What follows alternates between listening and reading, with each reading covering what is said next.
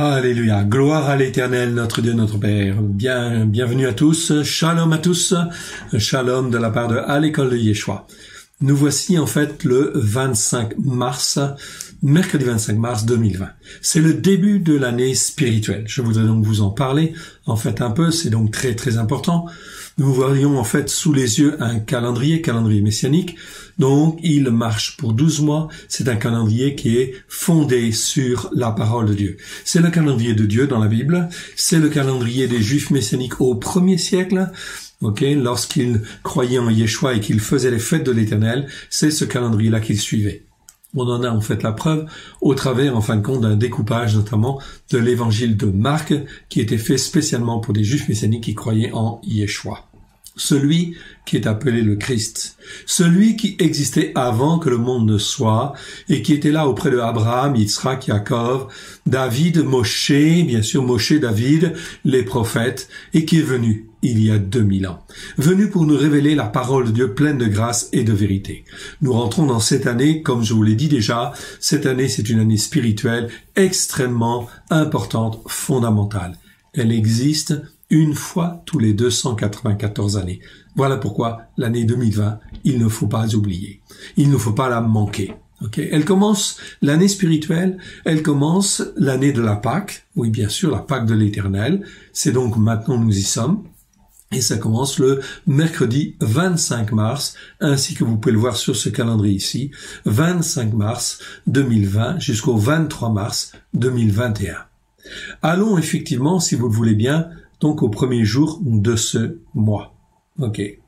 Premier jour en fait de ce premier mois, nous sommes là en fait ici, vous le voyez, donc le 25 ici, le 25 mars 2020. Bien. 25 mars 2020, ce sera donc le premier jour du premier mois de l'année spirituelle. Correspondance avec l'année juive, ici vous voyez l'année juive, l'année lunaire, vous avez en fait les dates ici nous sommes le 29e jour du mois de Hadar, 5780. Ici c'est le début de l'année spirituelle, selon effectivement la Bible, du calendrier solaire, calendrier des jubilés. Il est en fait placé ici le 25 mars. Le 26 mars, c'est Rosh Chodesh Nissan, comme vous le voyez en fait ici.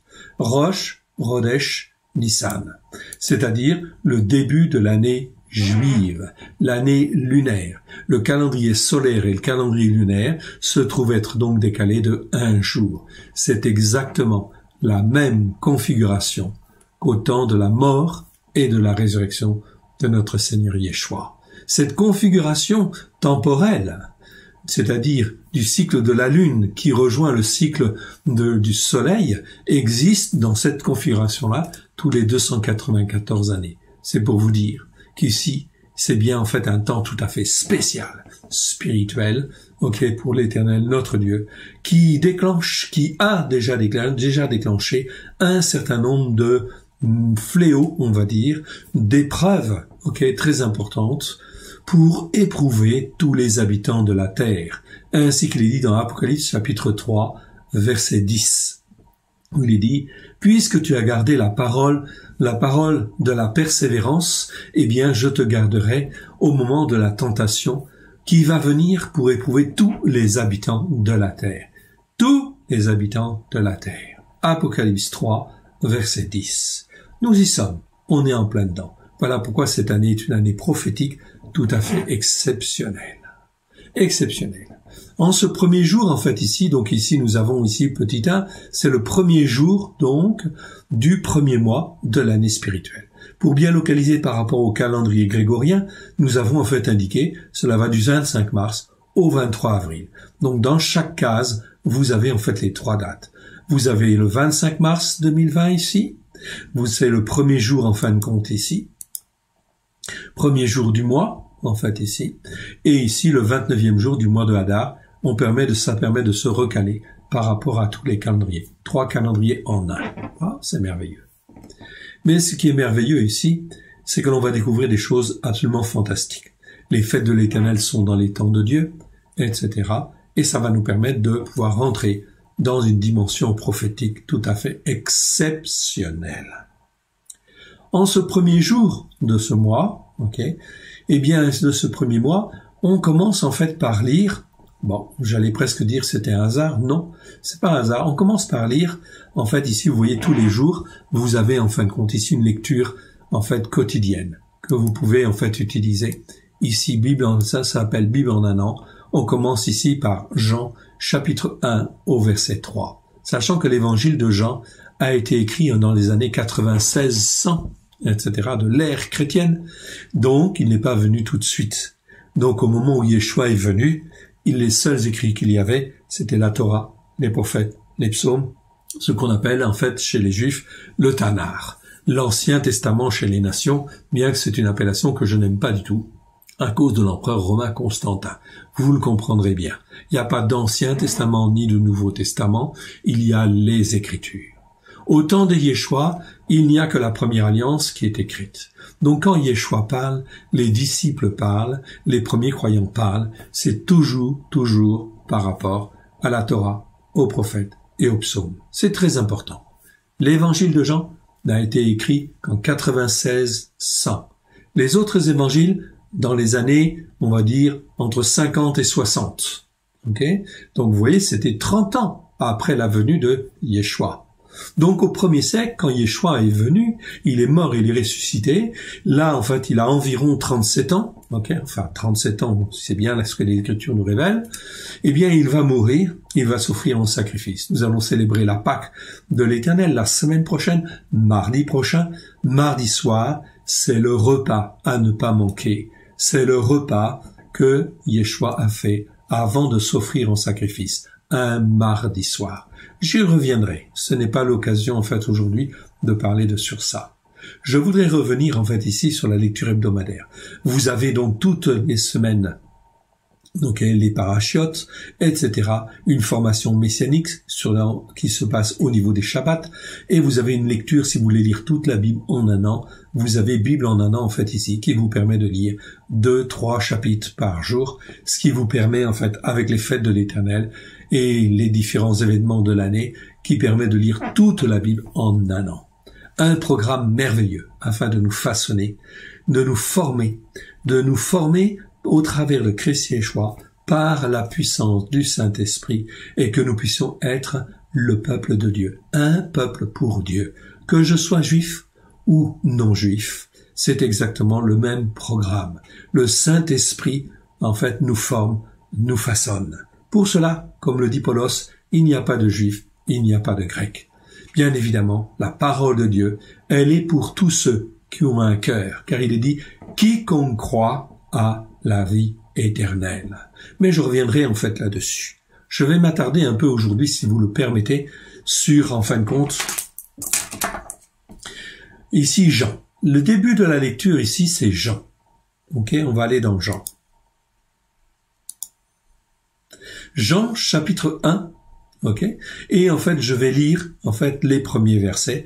On va agrandir pour que vous voyez bien, vous voyez mieux, je vais caler ça. Voilà. Jean, chapitre 1, Yeshua, la parole faite chair. On va donc, en fait, ici, lire ce passage, je vais dire les 14 premiers versets, et je vais faire des commentaires sur ces 14 premiers versets. Très important.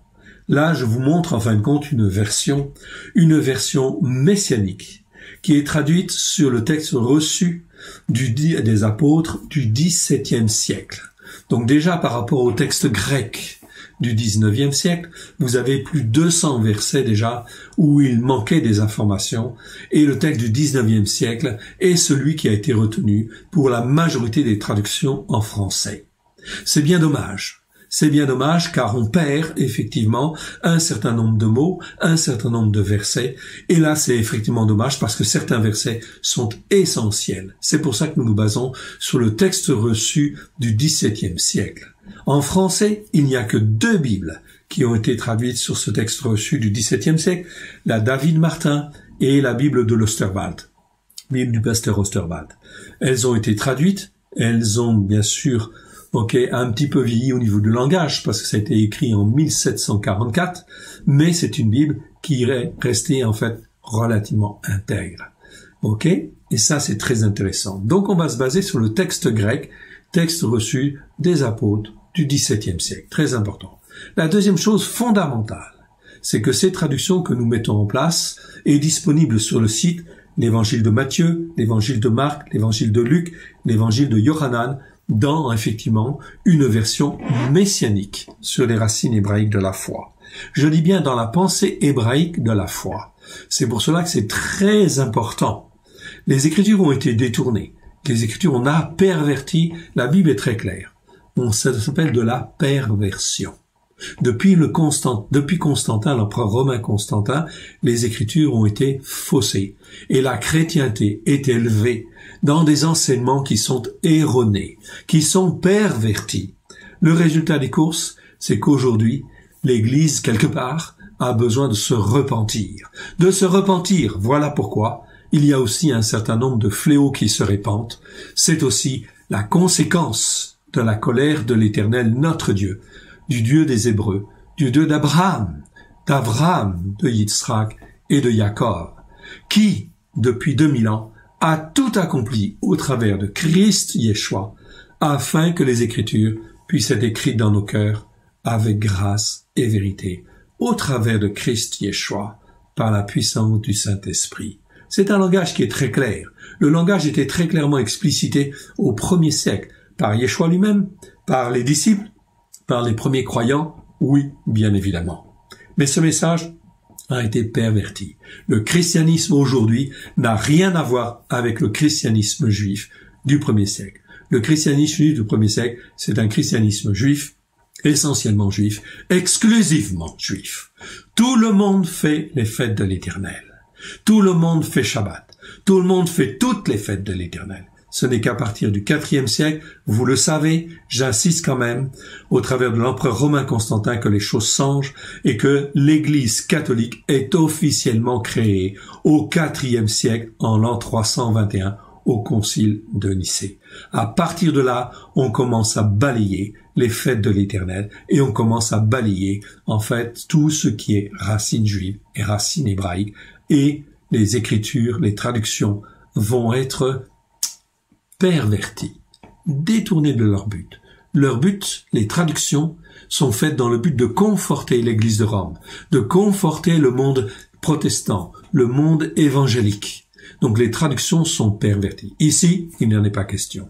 On revient sur les textes au plus proche des écrits que nous avons, grecs d'une part, mais aussi dans la pensée hébraïque, afin de saisir au mieux le message de Christ, le message de Yeshua HaMashiach, celui qui est appelé le Christ. Écoutons ces quelques versets déjà. Je vais donc parler en fait ici pendant une heure et quart à peu près. Ok. Donc, on va faire en fin de compte ça de manière très précise pour poser en fait les fondements. Donc, ces évangiles, ils sont disponibles déjà. On continue sur les actes, on continue sur tout, et on espère, en fait, bien évidemment, traduire une Brit Halacha, une alliance renouvelée, entièrement sur les racines hébraïques de la foi, et, en fin de compte, sur le texte reçu du Xe siècle, au cours de l'année de cette année. Peut-être cet été, elle sera prête dans sa totalité. Je peux pas vous le promettre, cela dépend des circonstances, ok, des soutiens et des aides que nous avons aussi, etc. Bref, ok, il en sera comme l'Éternel le veut. Toujours est-il, l'Éternel est en colère. Mais ce n'est pas seulement sa colère qui se répand, c'est la fureur de sa colère, parce qu'on a détourné, on a menti,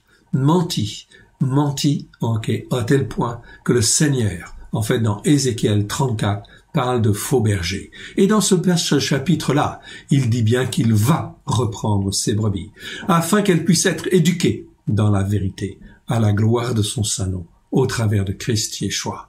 Nous ne sommes que des simples serviteurs, ok, nous intervenons sur le plan prophétique parce que c'est un point essentiel, ok, et que nous sommes là-bas pour dénoncer la perversion, en fait, des traductions dans lesquelles nous sommes, et afin de venir sur un texte vraiment bien proche, plus proche du Seigneur, afin de servir l'Éternel comme il le veut au travers de Christ Yeshua. Écoutons ce passage de Jean chapitre 1, versets 1 à 14. Je vais d'abord lire l'ensemble et après je ferai des commentaires. Au commencement était la parole. La parole était avec Elohim et la parole était Dieu. celle-là même dont on parle aujourd'hui, celle-là, ok, était au commencement, ok, avec à Elohim. Toutes choses ont été faites par elle, et rien de ce qui a été fait n'a été fait sans elle. En elle était la vie, et la vie était la lumière des hommes. La lumière luit dans les ténèbres, mais les ténèbres ne l'ont point reçue. Il y a eu un homme envoyé par Elohim. Son nom était Yohanan, il y a 2000 ans. Celui-ci même, ok, dont on parle, que l'on connaît bien. C'est ça que veut dire en fait ici, outos. Ce sont des petits mots en fin de compte grecs qui sont très souvent très mal traduits, mais que le Saint-Esprit a rajoutés dans les Écritures. Il y en a beaucoup. Et en fin de compte, c'est pour dire, écoutez bien, c'est ça qui est très important. Okay. Écoutez ce Yohanan, comment il a parlé, qu'est-ce qu'il a dit en fin de compte ici. Celui-là même et pas un autre. C'est ce qu'on appelle de la tautologie. Ces petits mots sont tellement difficiles parfois en fait à traduire. C'est vrai que les traducteurs en fait les ont mis de côté, etc. Il y en a plus de 13 000 si ma mémoire est bonne dans le texte reçu, et dans le texte du 19e siècle, il y en a plus que 3 ou 4 000 en fait à peu près. Ok, ils ont été supprimés pour faciliter les traductions. Écoutez bien. Celui-là même, celui-là dont on parle, Yohanan Amadbil, un Jean le Baptiste, vint pour servir de témoin, pour rendre témoignage à la lumière, pas n'importe quelle lumière, afin que tous croient par lui. Il n'était pas la lumière, mais il parut pour rendre témoignage à la lumière. Cette lumière était la véritable lumière, qui en venant dans le monde éclaire tout homme. On est en train de te dire ici, en fait, il y avait une lumière. Je fais pas de commentaire encore. Elle était dans le monde a été fait par elle, et le monde ne l'a point connue. Elle est venue chez les siens, et les siens ne l'ont point reçue. Mais tous ceux qui l'ont reçue, à ceux qui croient en son nom, elle a donné le pouvoir de devenir enfants, légitimes et héritiers de Elohim, lesquels sont nés non du sang, ni de la volonté de la chair, ni de la volonté des hommes, mais de Dieu. Et la parole a été faite chair, et elle a tabernaclé parmi nous.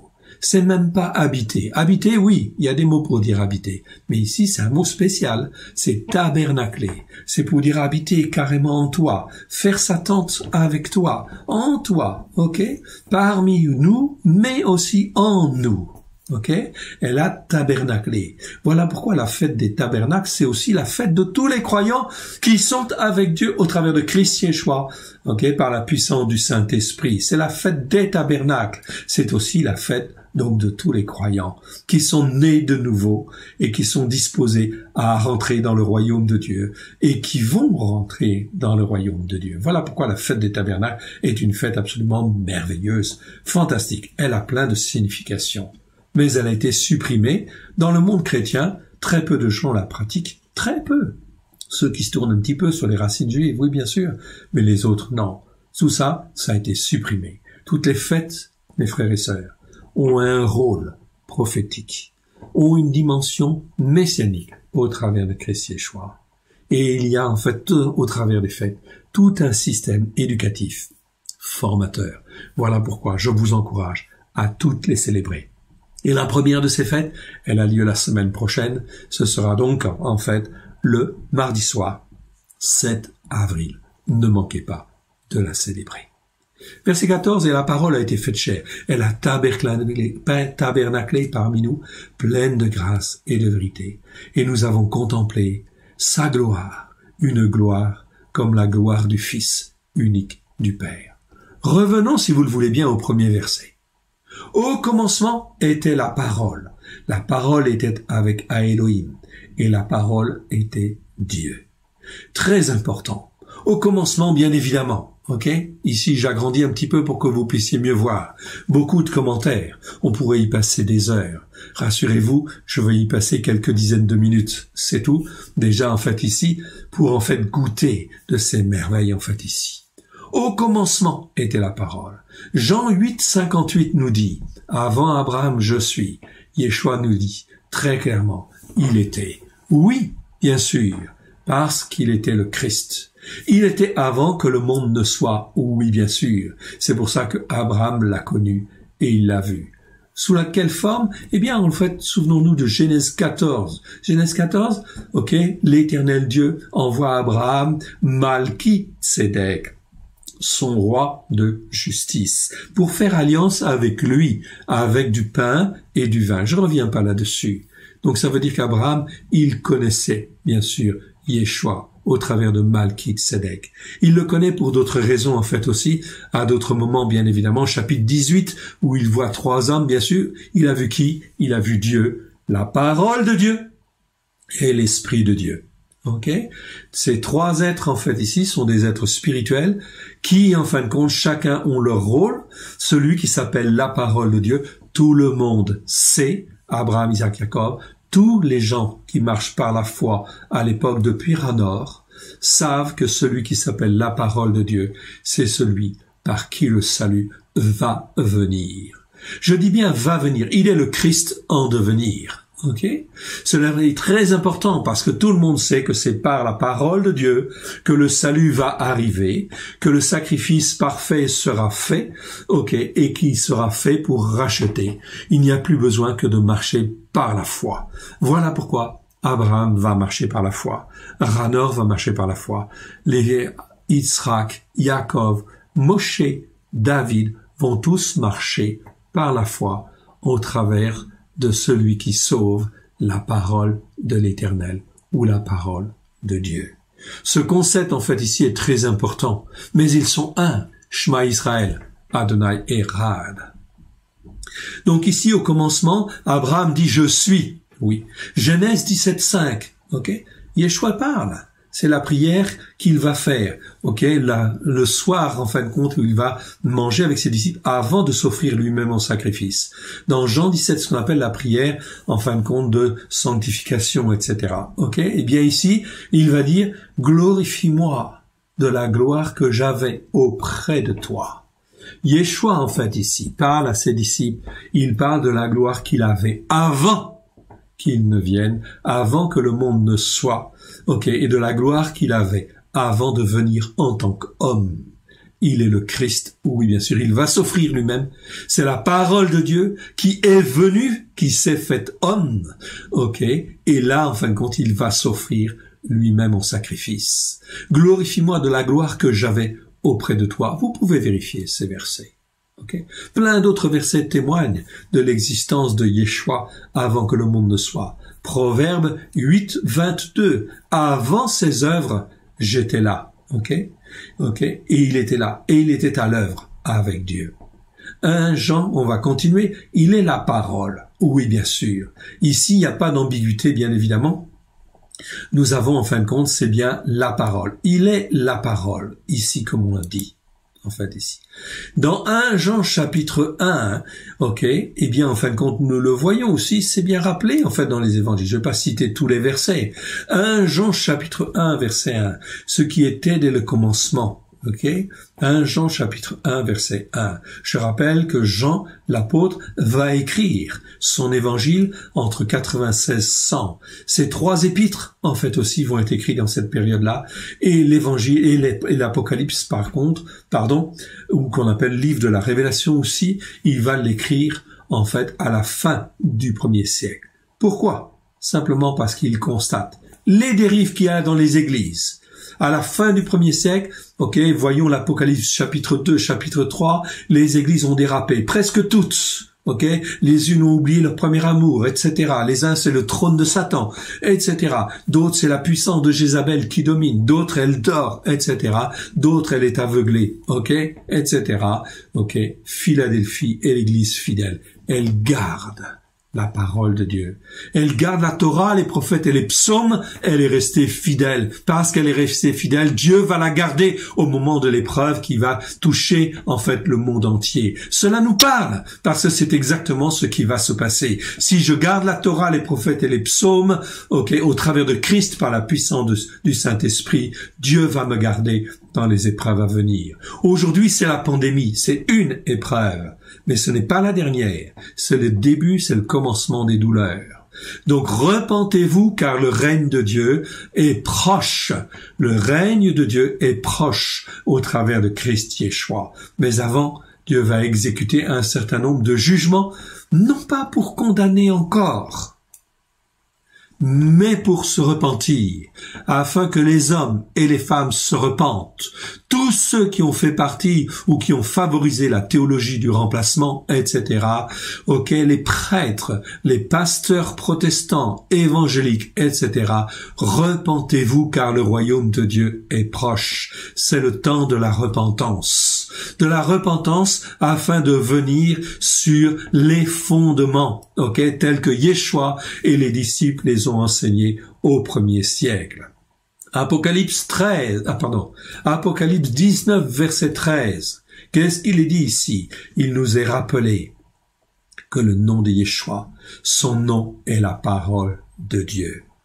Évidemment, je ne vais pas forcément trouver le nom de Yeshua ou de Christ dans la première alliance. Oui, parce qu'on est en hébreu. Les termes, en fait, ici, Yeshua, bien sûr, existent et ils sont très souvent cités. Je crois que c'est 70 fois le mot Yeshua lui-même, qui veut dire délivrance. C'est pour ça qu'on a donné, le Saint-Esprit donne le nom de Yeshua en fin de compte à Yeshua.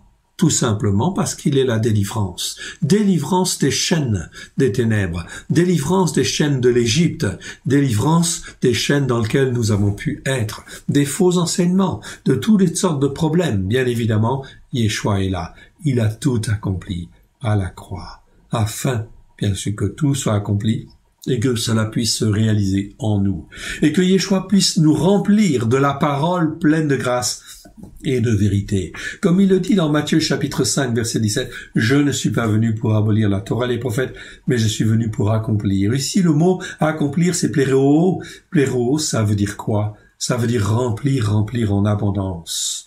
Remplir tous les croyants que Dieu lui amène et qui acceptent Yeshua comme leur Seigneur, leur Sauveur et leur Maître. Dans ce cas-là, Yeshua les remplit. S'il se laisse faire par la puissance du Saint-Esprit, il est la parole de Dieu, qui nous est révélée, pleine de grâce et de vérité.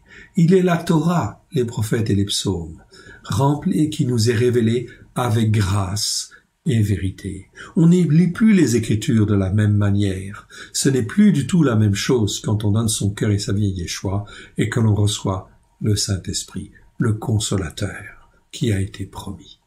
Bien. Ici, on arrive la parole de Dieu, la parole. La parole était avec Elohim. Pour certains, ils ne connaissent pas ce mot-là. Elohim, ici, c'est très important. C'est un mot qui est composé de deux mots. Elohim, déjà. Elohim, ça nous parle en fin de compte de Dieu. C'est le premier mot qui parle en fait de Dieu. Au commencement était, en fin de compte, au commencement, Dieu créa les cieux et la terre. Bereshit bara Elohim.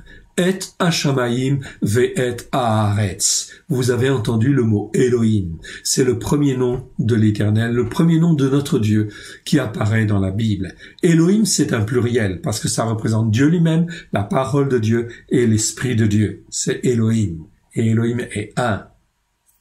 Ce mot-là existe plus de 3800 fois dans le Tanakh, dans les prophètes, dans la Torah, les prophètes et les psaumes. 3800 fois. Mais dans exactement 314 versets. 314 versets, ici. Ici, le mot est à l'article, dispose de l'article. L'article A, en hébreu, qui n'est pas mis partout, comme en français. En français, on met un article partout. La table, l'écran, le clavier, le toit, etc. Le sol, le plafond, la chaise, etc. On met un article partout en français. En hébreu, non. En hébreu, on met un article pour dire « Ah, c'est celui-là. C'est le Dieu par excellence. » C'est pour ça que « Ah Elohim », en réalité, ça veut dire quoi? Si je devais bien traduire ce mot-là, je devrais le traduire en disant c'est le seul Dieu unique et vrai. Comme je le vois ici. Le seul Dieu unique et vrai. Donc ici, l'article est très important en hébreu. C'est pour ça qu'ici, ce mot-là existe 374 fois. 374 fois, et quand on parcourt tous ces versets-là, ok, on sait bien, on les a parcourus, donc on les connaît tous. On sait exactement où ils sont, et on s'aperçoit que le terme « Elohim », ça veut bien dire « le seul Dieu unique et vrai ». Ok ? Et quand on parle du seul Dieu unique et vrai, cela veut dire qu'un certain nombre de personnes, quand ce mot-là existe dans les versets, en fait, en hébreu, on s'aperçoit qu'il apparaît, en fait, dans Genèse 5, verset 22 à 23. Et là, on parle de Ranor. Ranor, c'est Enoch. Bien sûr, les mots ont été changés. C'est dommage, parce que les mots en hébreu ont tous une signification tout à fait particulière. Ranor, ça veut dire celui qui est initié, celui qui est instruit. Okay? Et en fait, Ranor était tout à fait instruit dans la connaissance des choses de Dieu, et en fin de compte, il marchait justement avec Elohim. C'est pas marqué Elohim.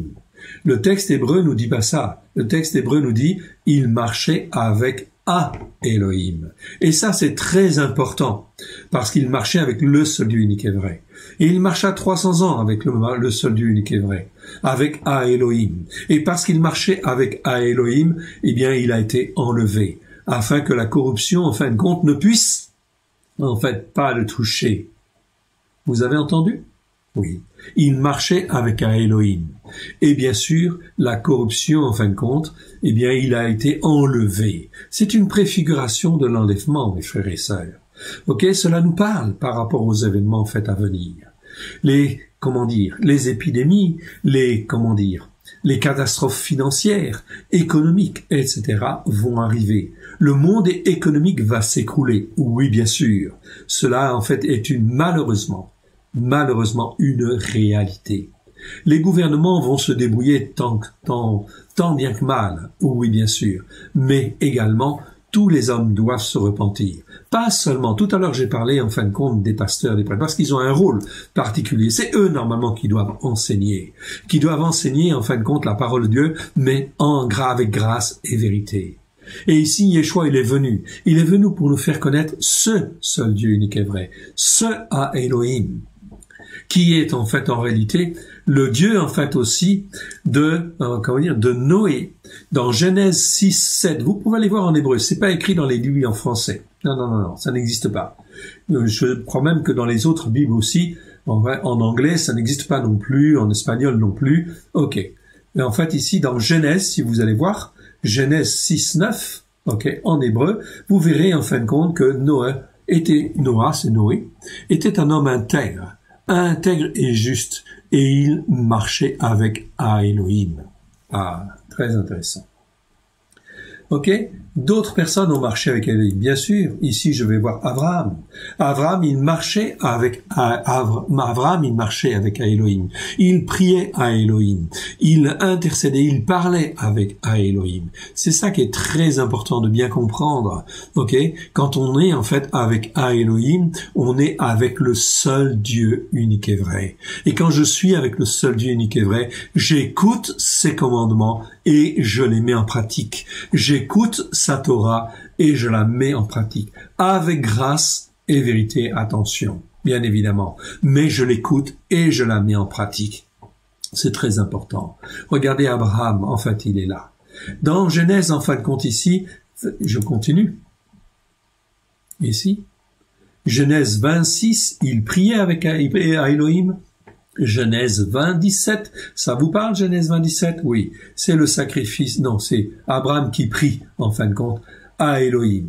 Ok, ici, en fin de compte, un peu plus tard, Genèse 22, versets 1 à 3, ok, qui est-ce qui parle à Abraham et qui lui demande de sacrifier son fils? C'est Elohim, le seul Dieu unique et vrai. Abraham, il a marché, ok, quel âge il a? Eh bien, en fait, Abraham, il a plus de 100 ans à ce moment-là. Il a 147 ans. Souvenez-vous, il a été appelé, il avait 75 ans. À 147 ans, Dieu lui demande, 137 ans, il lui demande d'offrir son fils, son unique en sacrifice. Ok? Et en fin de compte, il connaît bien l'Éternel. Il a été éprouvé, travaillé pendant des années, depuis 75 ans jusqu'à 137 ans. Ok, Abraham a suivi des épreuves, il a été travaillé, façonné par l'Éternel, mais il croyait en Elohim. C'est pour ça que sa foi lui fut imputée à justice. Genèse chapitre 15, verset 6, vous pouvez vérifier. Ici, en fin de compte, donc Abraham sait très bien, en fait ici, que Yitzhak va ressusciter, que Dieu était puissant pour le ressusciter ou qu'il va se passer quelque chose, etc. Parce qu'il connaît Dieu, mais il marche par la foi. Ok, c'est un exemple. Voilà pourquoi il est un modèle. Ok, il y a peu d'hommes qui seraient capables de faire ça, mais c'est une préfiguration aussi. Dieu a choisi cet homme-là pour montrer l'image de lui-même, le Père, qui offre son Fils en sacrifice. C'est vraiment une belle image. Et il a choisi Abraham pour ça. Yitzhak, en fait, aussi, croyait en Elohim. On le voit, en fait, ici. Yitzhak bénit Yaakov au nom de Elohim. Ok? Un peu plus tard. Ok? Ici, dans Genèse 41, versets 25, 28, 32, Yosef est devant Pharaon. Il a la révélation, ok, des rêves de Pharaon. Et qu'est-ce que dit Yosef? Yosef, il dit, en fait, très clairement, il y a dans les cieux un Dieu, non pas un Dieu, il y a Elohim, le seul Dieu unique et vrai, qui sait et qui révèle les choses. Donc, cela veut dire que Yosef était aussi un exclusif de Elohim. Ok, il l'écoutait et il mettait en pratique les commandements de Dieu. Voilà pourquoi il faut rejeter tous les enseignements. Je suis désolé, mes frères et sœurs. Tous les enseignements qui ne sont pas basés sur la Torah, les prophètes et les psaumes, à la lumière de Yeshua, par la puissance du Saint-Esprit. Yosef est devant Pharaon. Yosef, il est ensuite devant ses frères. Même chose. Il va parler de la même chose. Il va dire, en fait ici, je crains à Elohim. Je crains à Elohim. Il va dire à ses frères, je crains pas Dieu. Non. Il dit, je crains à Elohim. Le seul Dieu unique et vrai. Le Dieu de Hanor, le Dieu d'Abraham, le Dieu de Jacob, le Dieu de pas Moshe parce qu'il n'était pas encore là, ok, mais le Dieu de Jacob, oui, ok, de Yitzhak, etc. Bon, il connaît le Dieu de ses pères, ok, ce seul Dieu. Ils ont tous été enseignés dans cette foi-là. Voilà pourquoi c'est très important, ok, de bien comprendre, en fait, cela. Dans Genèse, un petit peu plus tard, dans Genèse 48, versets 14 à 15, Jacob bénit les fils d'Éphraïm. Comment? Au nom de Dieu. Non, au nom de Elohim, le seul Dieu unique et vrai. Ok? Et ça, c'est très important. Je ne vais pas dire les 374 versets, ok, qui parlent en fin de compte de Elohim, ok. Mais c'est très important, très important. Ici, on s'aperçoit de quoi? C'est que chaque fois que je trouve le mot Elohim dans les Écritures, ok, en hébreu, cela parle en fait des hommes qui suivent Dieu, la plupart du temps. Dans 98% des cas, c'est ça. Ok. Eh bien, effectivement, qu'est-ce que je m'aperçois? Je m'aperçois que quand je suis, en fait, ici, en fait, ces versets-là, ces 374 versets, cela nous parle des hommes de Dieu, qui étaient accrochés au seul Dieu unique et vrai, afin d'être un peuple pour Dieu, d'être façonnés, transformés, afin d'être comme Dieu le veut, façonnés au travers de Christ Yeshua, à la gloire de son saint nom. Et Yeshua est venu il y a 2000 ans, afin de faire connaître ce Dieu-là, le Dieu de Hanor, le Dieu de Noé, le Dieu d'Abraham, le Dieu de Yitzhak, le Dieu de Yaakov. Ok? Où sont les enseignements qui parlent de cela? Quelle est l'Église qui parle de cela? Quels sont effectivement ceux qui sont posés sur les fondements hébraïques de la foi pour enseigner la vérité, telle que Yeshua nous l'a donnée au premier siècle? Yeshua est venu pour nous révéler ce Dieu-là, ce Dieu unique et vrai. Okay? Il va même le dire dans Jean chapitre 17 verset 3. Je suis venu pour faire connaître le seul Dieu vrai, ou le seul vrai Dieu. Ok? Cela veut dire que le terme de Elohim est très important. Très important. Nous en avons parlé dans nos enseignements. Vous pouvez les retrouver sur notre chaîne à l'école de Yeshua, sur YouTube, ou alors sur notre site www.alécoledeyeshua.com si vous voulez vraiment vous ancrer sur les racines hébraïques de foi. Il y a plus de 400 vidéos qui sont là des enseignements extrêmement importants qui permettent de former croyants, pasteurs, tous ceux qui veulent, tous les responsables spirituels qui veulent s'ancrer sur les racines hébraïques de la foi. Ok. Yeshua est venu le faire connaître. Ok. Et la parole, elle était Dieu, oui bien sûr. Donc d'autres versets en fait ici nous montrent que Yeshua est Dieu. J'ai entendu des pasteurs qui disaient que Yeshua n'était pas Dieu. Ici, on n'est pas dans les mêmes notions. Dans la notion hébraïque, ici, c'est tout à fait juste, parce qu'en fait, en Dieu, eh bien, vous avez, en fin de compte, ici, plusieurs mots pour dire Dieu. Ça ne pose pas de problème, en fin de compte, dans la parole de Dieu. Même dans les psaumes, ok, on dit bien que Yeshua est Dieu. Regardez bien ce qui est écrit, en fin de compte, ici, dans le psaume 45. Ok. Ici, psaume 45, versets 7-8, où il est dit, en parlant de Yeshua, « Ton trône, ô Dieu !» Amen. Même l'Écriture appelle Yeshua, le Messie, celui qui va venir en tant qu'homme, l'appelle Dieu. Alors, « Ton trône, ô Dieu !» etc. Ensuite, le verset 8 dit, « Ô Dieu, ton Dieu !» On traduit comme ça, en fait, en français. Ok? Mais on dit Elohim. Ô Elohim, ton Elohim. Ok? T'as oint d'une huile de joie au-dessus de tous tes collègues ou tes collègues, comme on veut, tous ceux qui sont comme toi. Ok? Ici, on parle de Yeshua, qui est le premier-né. Le premier-né de l'Éternel, selon l'alliance nouvelle, l'alliance renouvelée, etc., qui s'inscrit pleinement dans la Torah, les prophètes et les psaumes, Jérémie, chapitre 31-33, où Dieu dit qu'il va faire une alliance nouvelle, et cette alliance nouvelle consiste à quoi? À écrire sa parole dans le cœur des hommes et des femmes qui croient au travers de Christ Yeshua, par la puissance du Saint-Esprit. Là, nous sommes dans la véritable bonne nouvelle. La véritable bonne nouvelle, celle qui a été déformée depuis 2000 ans. Dieu est en colère. Dieu est furieux même. Il a donné le flambeau de l'évangélisation. Israël a été dispersé il y a 2000 ans, en 70 de l'ère chrétienne. Ok? Ce n'est plus le rôle des Juifs et de la tradition juive que d'enseigner.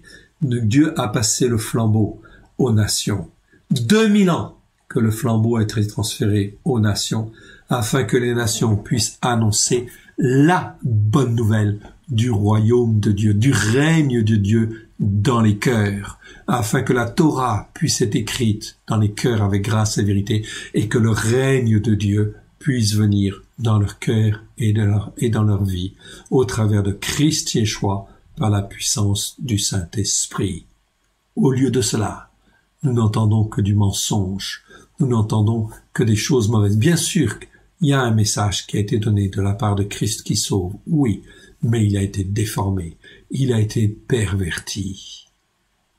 Perverti. Sortez du milieu d'eux. Car de ce milieu-là va venir les antéchrists, vont venir les antéchrists. Vont venir tout un certain nombre de faux pasteurs, de faux bergers. Ils étaient au milieu de nous, mais ils n'étaient pas les nôtres. Non. Il faut, en fin de compte, appartenir à Dieu, à Elohim, au travers de Christ Yeshua. Voilà pourquoi la nécessité de la repentance. La Pâque arrive, ok, n'oubliez pas, repentez-vous, car le règne de Dieu est proche, afin dans cette année spirituelle-là, de revenir vers Dieu sur les bonnes bases, dans cette année spirituelle qui commence. Tout commence avec cette Pâque-là, mais c'est la dernière année. C'est une des dernières années, mais je pense que cette année-là est une année clé, fondamentale sur le plan spirituel. Repentez-vous, car le règne de Dieu est proche. Donc, ton trône, ô Dieu, ok, ton trône, ô Dieu, etc. Et ici, ô Dieu, ton Dieu t'a oint d'une huile de joie. Ok. Également dans Ésaïe, dans les prophètes Ésaïe, il est dit, Ésaïe, chapitre 9, versets 5 à 6. De quoi parle-t-on là? On dit un enfant nous est né. Waouh! De qui parle-t-on? Yeshua. Oui, un enfant nous est né. Et cet enfant, c'est quoi? C'est écrit. C'est marqué, c'est un Dieu puissant. El Gibor. Amen. C'est écrit en hébreu. El Gibor. C'est un Dieu puissant. Amen. Donc, on ne peut pas dire que Christ n'est pas Dieu. Quand des pasteurs disent cela, c'est très mauvais. J'en ai entendu. Ok. Et en fin de compte, cela veut dire quoi? Ça veut dire qu'ils sont dans la dérive au niveau des enseignements. C'est la partie émergée de l'iceberg. Ça veut dire que leur enseignement est erroné. Celui dont je vous parle a été même chassé de son église, parce qu'il a mis en fait le trouble dans l'église, etc. Et finalement, en fait, dans l'église, etc., où il a été en fait mis dehors ou mis de côté, etc. Ok. Bref, je n'insiste pas dessus. Mais c'est vraiment grave devant l'Éternel. Et cela arrive pourquoi? Parce qu'on n'obéit pas à la Torah pour l'écouter et la mettre en pratique. Ils n'ont pas, comme c'est écrit, Paulos le dit dans Thessaloniciens, chapitre 2, à partir du verset 8, 9, 10, 11, 12, où il est dit en fin de compte, parce qu'ils n'ont pas l'amour de la vérité. Dieu leur envoie une puissance d'égarement afin qu'ils croient au mensonge. Voilà pourquoi c'est extrêmement important et fondamental de se repentir, mais que tous ceux qui ne se repentent pas vont toujours continuer à exister pour la plupart. Et en fin de compte, vont donner des faux enseignements. Des faux enseignements, ce seront des faux bergers encore plus qu'hier, et des faux prophètes, et des faux évangélistes, etc., des faux docteurs, etc. Pourquoi? Parce qu'ils ne sont pas sur la Torah, les prophètes et les psaumes. Dans Malachie, il est dit, et l'on verra de nouveau la différence. Chapitre 3, verset 18. Il est dit, et l'on verra de nouveau la différence entre celui qui sert Dieu et celui qui ne le sert pas. À ce Dieu-là, ce Dieu puissant, El Gibor, notre Yeshua, qui a reçu, je vous le rappelle, il est assis à la droite de Ha-Elohim, du seul Dieu unique et vrai. Et il a reçu tout pouvoir dans le ciel et sur la terre. S'il a reçu tout pouvoir, quiconque se tourne vers lui veut l'écouter, mettre en pratique la Torah, les prophètes et les psaumes, la parole de notre Dieu, la mettre en pratique avec grâce et vérité. Ok, c'est encore temps. Oui, bien sûr. Toutes les épreuves qui vont venir sont là pour ça. Pour que les gens puissent se repentir à la gloire de l'Éternel. À ce Dieu puissant, ici, qu'est-ce qu'il est dit dans Ésaïe, chapitre 9, versets 5 à 6, il est dit, je vais lui donner le trône de David. Le trône de David, au temps de Yeshua. Il y en avait qui attendaient le Messie, qui attendaient le Mashiach à venir, celui qu'on appelle le Christ, et il savait que c'était un descendant de David, un descendant de la famille de David, et il savait que c'était l'héritier de David. C'est pour ça qu'il l'appelle fils de David. Souvenez-vous. De l'aveugle, à la sortie de Jéricho. Eh bien, que dit-il?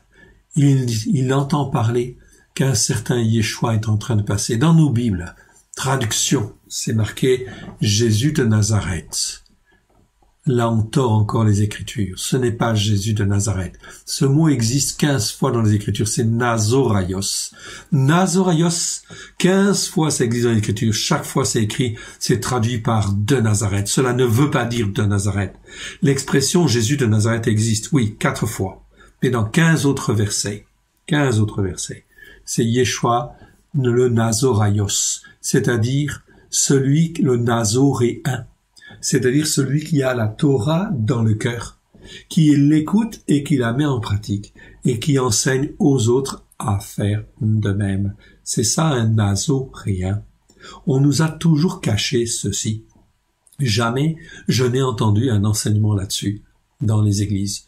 Jamais. J'ai donné mon cœur et ma vie à Yeshua il y a 30 ans déjà. Jamais je n'ai entendu. Il a fallu que nous cherchions et que le Saint-Esprit nous montre. Et le Saint-Esprit nous a montré. C'est là la vérité.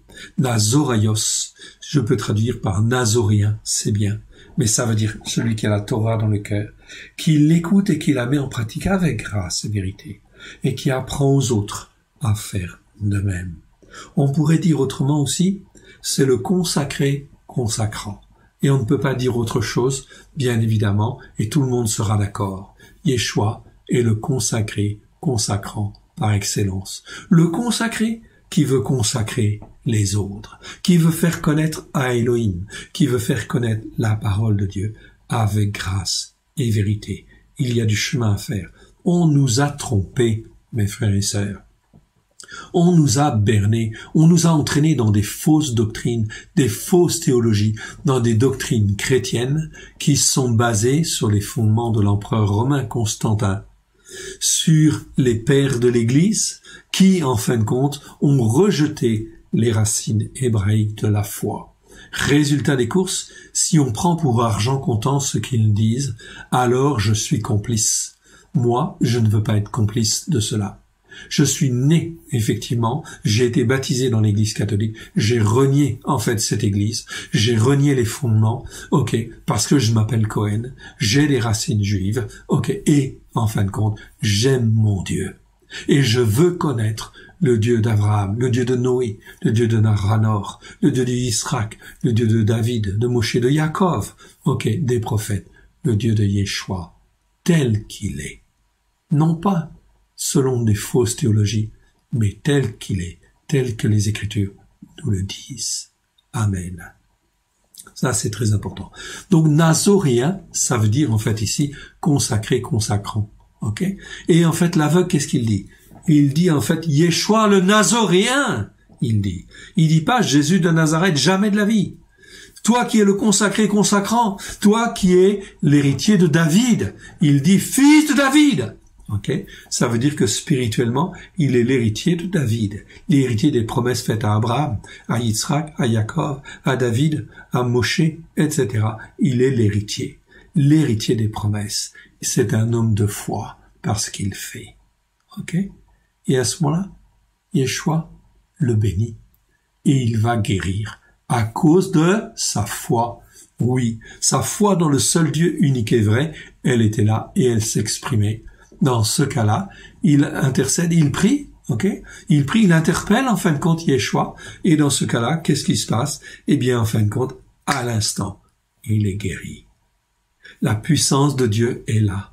Aucune maladie ne résiste à Elohim, au seul Dieu unique et vrai, au travers de Yeshua, évidemment. Luc chapitre 1, verset 32, ici. Il est en fait le fils du Très-Haut, en fait ici. Fils du Très-Haut, donc ici. Je sélectionne. Ici. Luc 1, 31. Il est en fait le fils du Très-Haut. Oui, bien sûr. Fils du Très-Haut. Sur le trône de David. Tite 2, 3. On parle, en fin de compte, dans les traductions, dans le texte reçu, on arrive mieux à le traduire, en fait, ici. On va dire, en fait, ici, le texte grec nous dit bien, gloire, la gloire du grand. Tu parles de la gloire du grand Dieu et de notre Sauveur, Christ Yeshua, évidemment. C'est lui qui est le Dieu véritable et la vie éternelle. Sachant qu'il y a A Elohim aussi, en hébreu, en fait, ici. A Elohim, si vous voulez, ça représente essentiellement, on peut dire aussi le Père, quelque part. Celui-là même, dont on parle là, donc de ce Yeshua-là, dont on parle là, c'est ce qu'on appelle une tautologie. Outos, ce sont des petits mots, qui sont pas toujours très bien traduits, et qui veulent dire, en fait, celui-là, ou celle-là, cette parole-là, dont on parle là, écoute bien de tes oreilles, écoute bien de ton cœur, Une tautologie, c'est très important. C'est en fait des petits mots que le Saint-Esprit met pour dire, c'est ce dont je parle là. Écoute bien ces paroles-là que je viens de te dire, en fait, là. Ça, c'est fondamental. Cette parole-là, elle était au commencement, avec Elohim. Oui, bien sûr. Avec A Elohim. Elle était en fin de compte ici, on va nous dire, dans le sein du Père. Dans Jean 1, chez verset 18, elle est dans le sein du Père. Proverbe 8, 27. Lorsqu'il disposa les cieux, Yeshua dit, j'étais là. Bien sûr, le mot Yeshua n'existe pas. Le mot Christ n'existe pas. Ici, en fin de compte, on traduit par Horma, c'est la sagesse. Mais qui est la sagesse de Dieu? Qui est le Horma? Horma, ça veut dire sagesse en hébreu. La sagesse même de Dieu, c'est bien évidemment Yeshua. Il est la sagesse. Oui, il a été fait sagesse. Il est la parole de Dieu. Ok, et aussi la sagesse. Dans les proverbes, il est appelé la sagesse. Et ici, qu'est-ce qu'il dit? Lorsqu'il dispose les cieux, qui c'est ce il? C'est Elohim, le seul Dieu unique et vrai, le Père, le maître des circonstances. Yeshua rend toujours hommage au Père, toujours hommage à Dieu le Père, et il montre son obéissance et sa soumission à Dieu le Père. Pourquoi il nous montre cela? Afin que nous aussi, nous apprenions à être entièrement soumis et obéissants à Dieu le Père. Lorsqu'il disposa les cieux, l'Éternel Dieu, le Dieu d'Abraham, de Yitzhak, de Jacob, lorsqu'il disposa les cieux, Yeshua dit, j'étais là. Proverbe 8, même chapitre, au verset 30, il dit, j'étais à l'œuvre auprès de lui.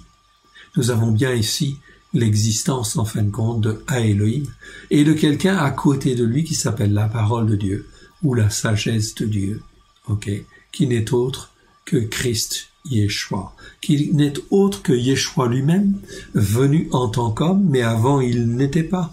En fait, comme un homme, il était Dieu, il était avec Elohim, et en fin de compte, il est venu en tant qu'homme pour montrer qu'un homme, peut aussi écouter la Torah et la mettre en pratique avec grâce et vérité. C'est pour ça qu'il est le premier-né. La semaine prochaine, nous célébrons la Pâque, c'est-à-dire la mort de notre Seigneur Yeshua, son sacrifice pour nous sauver. Mais 3 jours et 3 nuits après, le lendemain du Shabbat, qui suit la fête de la Pâque, c'est la fête des prémices, la fête de la résurrection de Yeshua. La puissance de Elohim a ressuscité Yeshua, qui est mort dans le tombeau. Il est resté 3 nuits et 3 jours dans le tombeau et il est ressuscité à la fin du Shabbat qui suit. 15 heures, à partir de 15 heures, parce que cela fait 3 jours et 3 nuits. Je vais expliquer ça à un autre moment. Et on constate la résurrection le lendemain du Shabbat. C'est pour ça que c'est le lendemain du Shabbat, la fête des prémices. On constate les prémices dans les champs, oui bien sûr, mais ici les prémices d'une nouvelle récolte, de la récolte des enfants de Dieu, bien évidemment. Et Yeshua est le premier-né de cette récolte.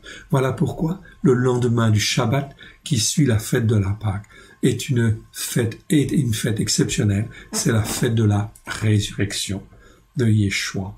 C'est le premier-né de ceux qui appartiennent, qui marchent par la foi, des fils et des filles d'Abraham, d'Isaac, de Jacob, qui marchent par la foi, qui sont héritiers de la promesse au travers de Christ, Yeshua.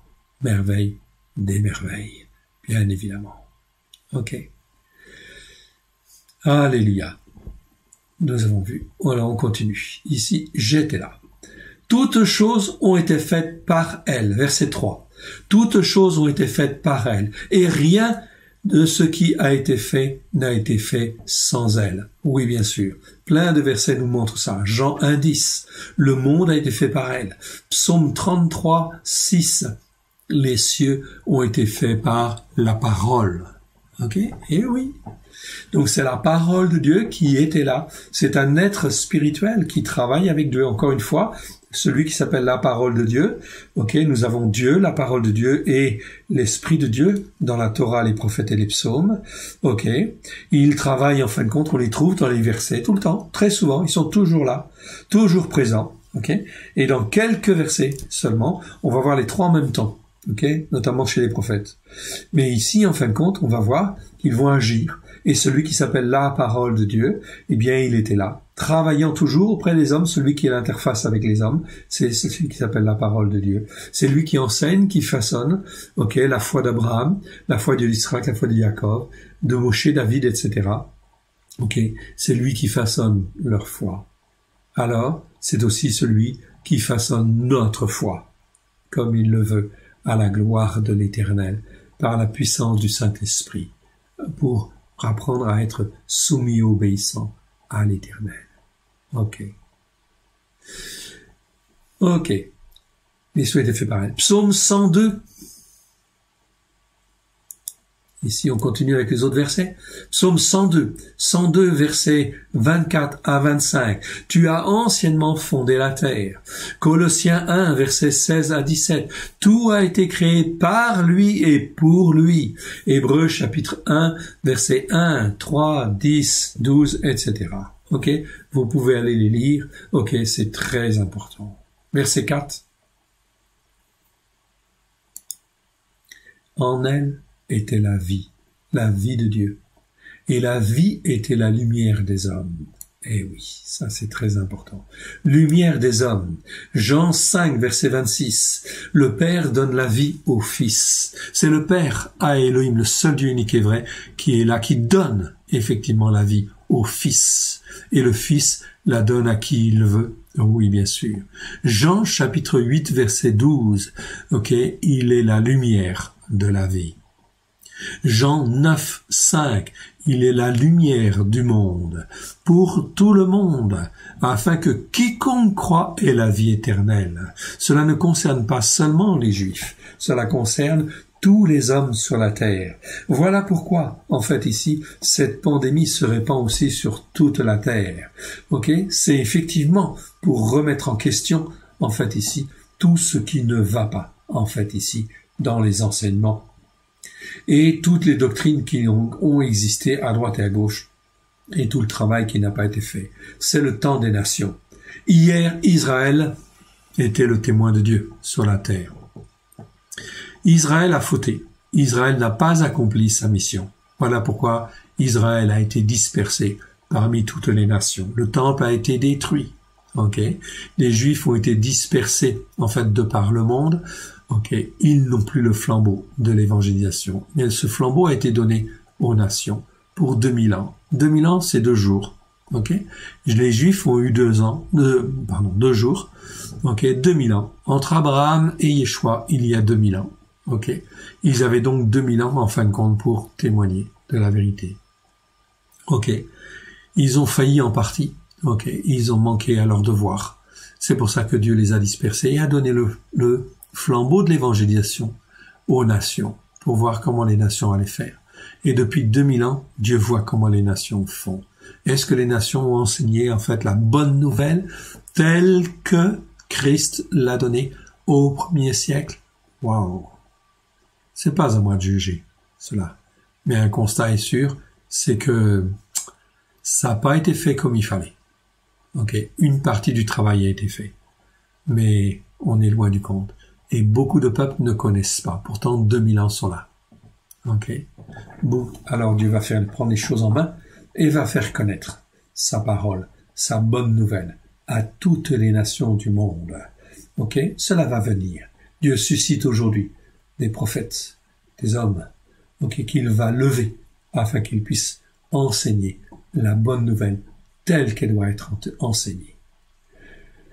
Toutes choses ont été faites par elle, on continue.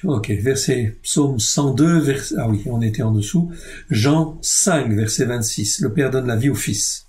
Il est la lumière du monde. La lumière de la vie et la lumière du monde. Jean 12, 46. Comme une lumière, afin que quiconque croit ait la vie éternelle. 1 Jean chapitre 1, verset 1 à 2. La vie éternelle a été manifestée au travers de Christ. L'homme mourait, mais Dieu veut donner la vie et la vie éternelle à quiconque croit.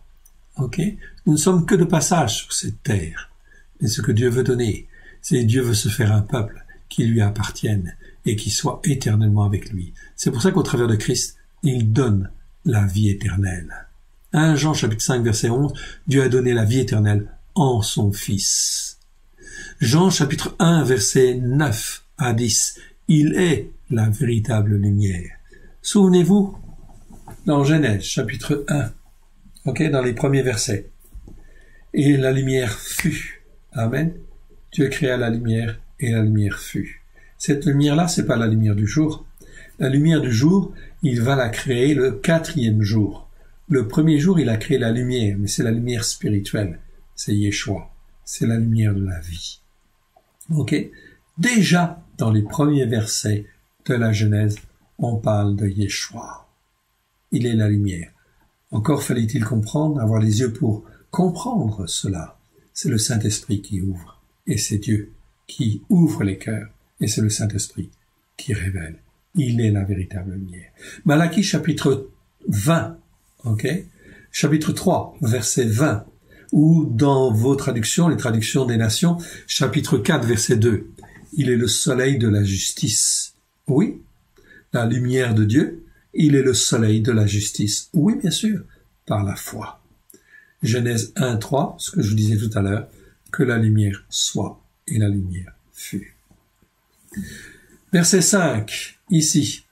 La lumière, lui, dans les ténèbres, mais les ténèbres ne l'ont point reçu. Jean chapitre 3, verset 19, en fait ici. Les hommes ont préféré les ténèbres, parce que leurs œuvres étaient mauvaises. Et en fait ici, c'est mauvaise. Mais en hébreu, en grec, c'est pas n'importe quel mot mauvais. C'est mauvais, c'est poneros, en fait ici. Dans nos traductions, vous le verrez, dans nos enseignements, vous le verrez. Poneros était poneros. Poneros, qu'est-ce que ça veut dire? Ça veut dire mauvais. Mais c'est pas kakos. Kakos, ça veut dire mauvais, mal. Poneros, pourquoi il y a un autre mot? Poneros, si je vais chercher dans les vieux dictionnaires grecs, ça veut dire quoi? Ça veut dire mauvais, mais sous l'influence de mauvais esprits. Sous l'influence du malin. Voilà pourquoi tous les hommes et toutes les femmes qui ne sont pas sur la Torah, pleine de grâce et de vérité, au travers de Christ Yeshua, par la puissance du Saint-Esprit, qui ne sont pas dans la lumière, etc., leurs œuvres sont mauvaises. Cela veut dire quoi? Cela veut dire qu'ils ne sont pas dans la lumière de Christ Yeshua. Et que n'étant pas dans la lumière de Yeshua, ils sont dans quelle lumière? Eh bien, ils sont dans une lumière qui est faussée, qui est sous l'influence aussi de mauvais esprits, de la théologie du remplacement, de Jézabel, de l'église de Thyatire. Ah, vous la connaissez cette église? Eh oui.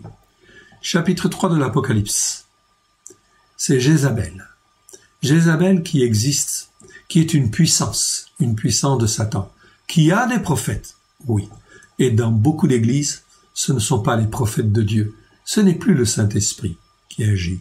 Ce sont des prophètes qui sont sous l'influence des esprits de Jézabel. Les esprits de Jézabel, donc résultat des courses, des prophètes de Baal. Ce sont des prophètes de Baal ou des prophètes d'Astarté, comme Jézabel hier. Jézabel, c'était une reine, et elle avait ses prophètes. Et aujourd'hui, dans l'Apocalypse, on te parle de Jézabel et on te parle de ses prophètes. Oui. Pourtant, ils sont morts depuis très longtemps. Non. Spirituellement, ils sont pas morts. Il y a une puissance céleste qui est Jézabel et qui agit. Chaque fois que l'on persévère, et Jézabel, quand est-ce qu'elle intervient? Elle intervient dans la Torah, bien évidemment, les prophètes et les psaumes, dans les rois, plus précisément. Mais au travers de la Torah, évidemment, eh bien, on s'aperçoit que les rois, lorsqu'ils n'écoutent pas la Torah pour la mettre en pratique, et que cela perdure d'année en fait en année, eh bien, de dizaines d'années en dizaines d'années, que se passe-t-il? À un moment donné, ce n'est plus le Saint-Esprit qui agit, c'est la puissance. Enfin, il agit quand même, parce qu'il va quand même garder un certain nombre de personnes et de prophètes. Mais cela veut dire que la puissance de Jézabel, elle va agir avec une grande puissance.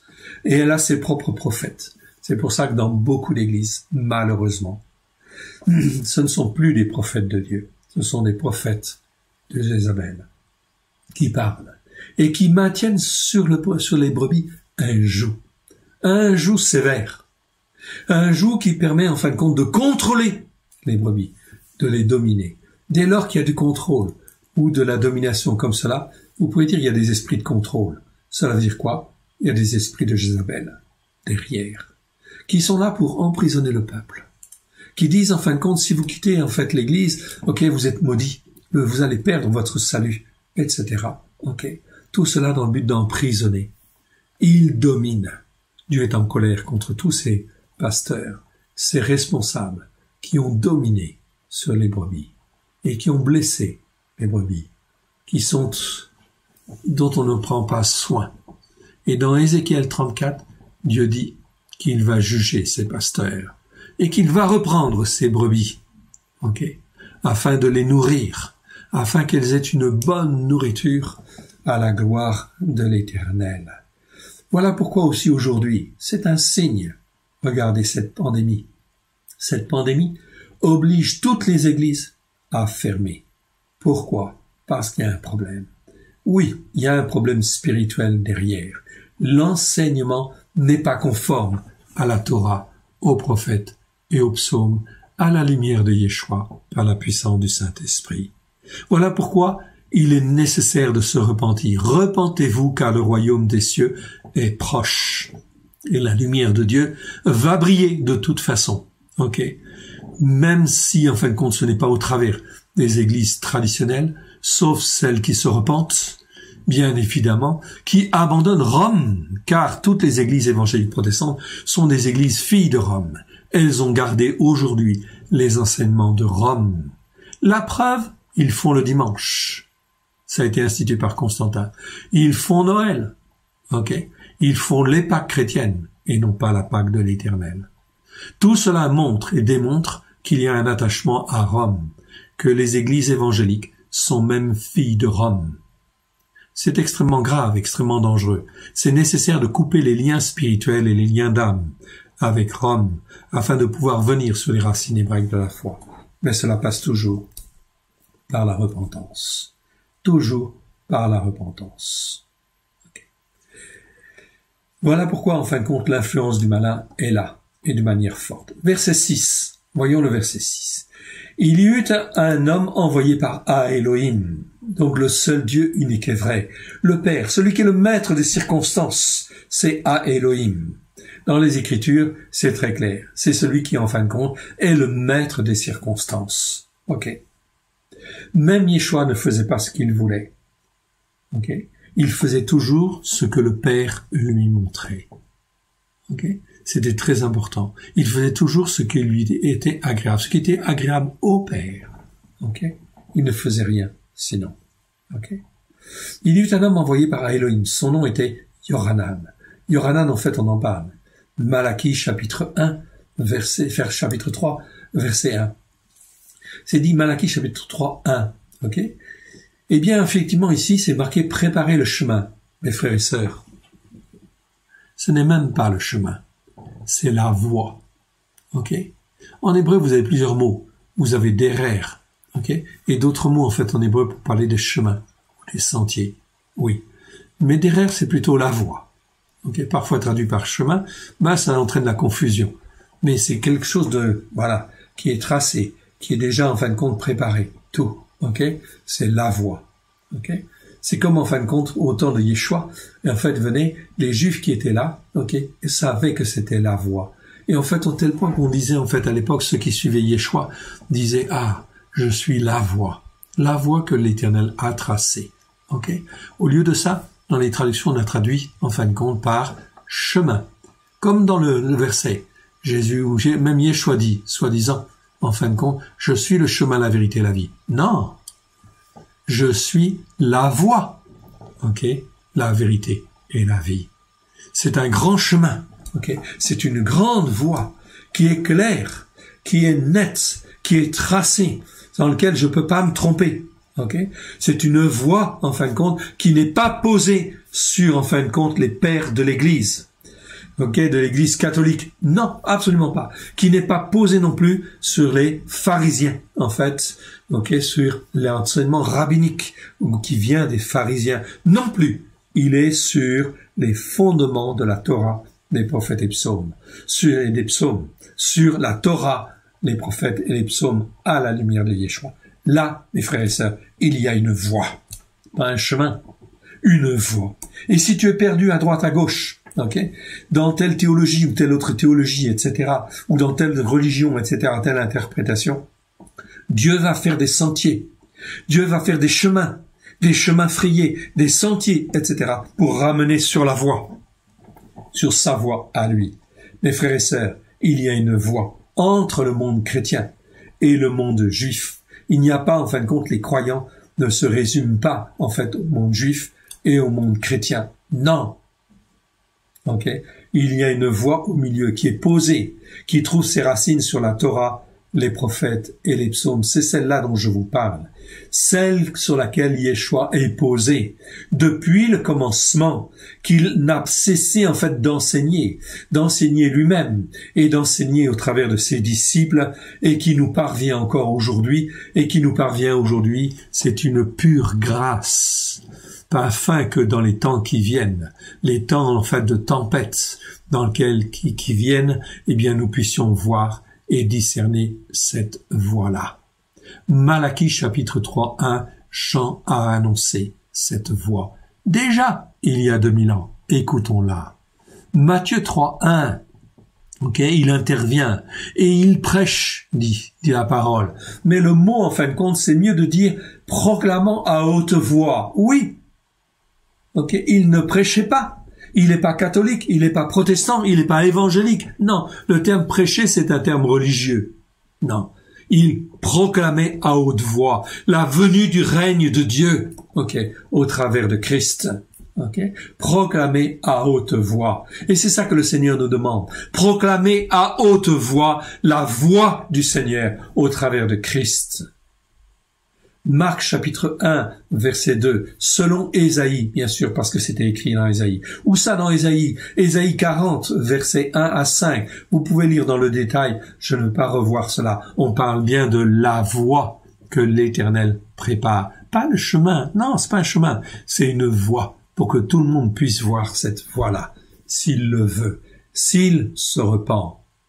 Luc chapitre 3, verset 3, nous parle de baptême de repentance. Jean Amadbil, Jean le Baptiste, il est venu pour prêcher le baptême de repentance afin que les hommes et les femmes puissent se repentir déjà d'avoir suivi en fait telle église ou telle autre église, d'avoir été dans telle théologie ou telle autre théologie ou tel fondement, etc. erroné. C'est la première chose, c'est le baptême de repentance. C'est venir vers Dieu, vers cet A Elohim et dire mon Dieu, mon Père, A Elohim, le Dieu d'Abraham, d'Israël, de Jacob, je te demande pardon et je veux venir à toi, okay, au travers de Christ Yeshua, et j'accepte Christ Yeshua comme mon seul Seigneur, mon seul Sauveur, mon seul Maître. Seigneur Yeshua, viens dans mon cœur, viens dans ma vie, sois le Seigneur de ma vie, le Seigneur de mon cœur, sois mon Maître. Enseigne-moi, façonne-moi